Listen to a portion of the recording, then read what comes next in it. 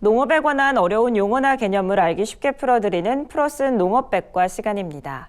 한국고용정보원에 따르면 전국 228개 기초지방자치단체 중 46%에 달하는 지자체가 소멸 위험에 처한 것으로 나타났습니다.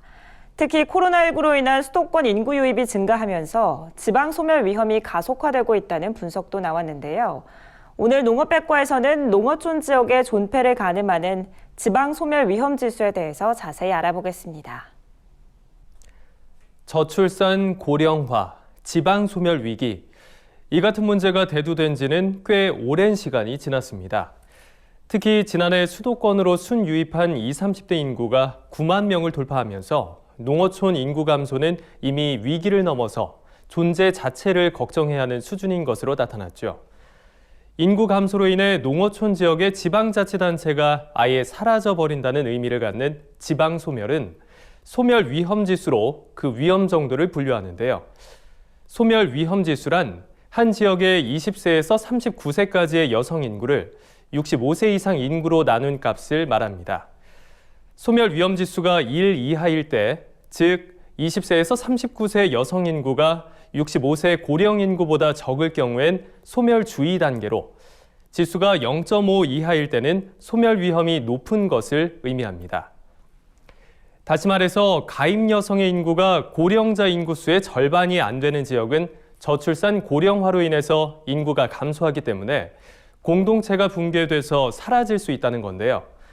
한국고용정보원의 보고서에 따르면 전국 228개의 시군구 중에 소멸위기 지역은 지난해 93곳에서 올해 105곳으로 무려 12곳이나 증가했습니다.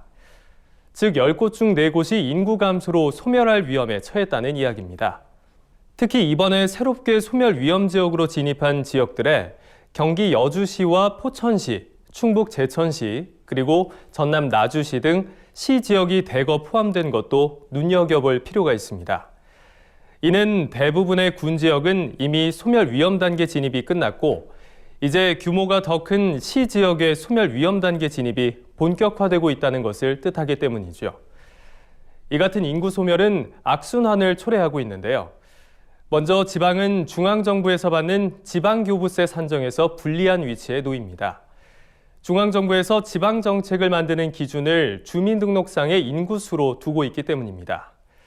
또한 지방 인구수가 줄면서 이용하는 사람이 줄어든 학교나 병원 등이 떠나게 되고 이러한 불편함을 견디지 못하는 인구가 외부로 유출되는 일이 되풀이되면서 대도시나 수도권의 인구 쏠림 현상이 심화되는 문제가 발생하고 있습니다.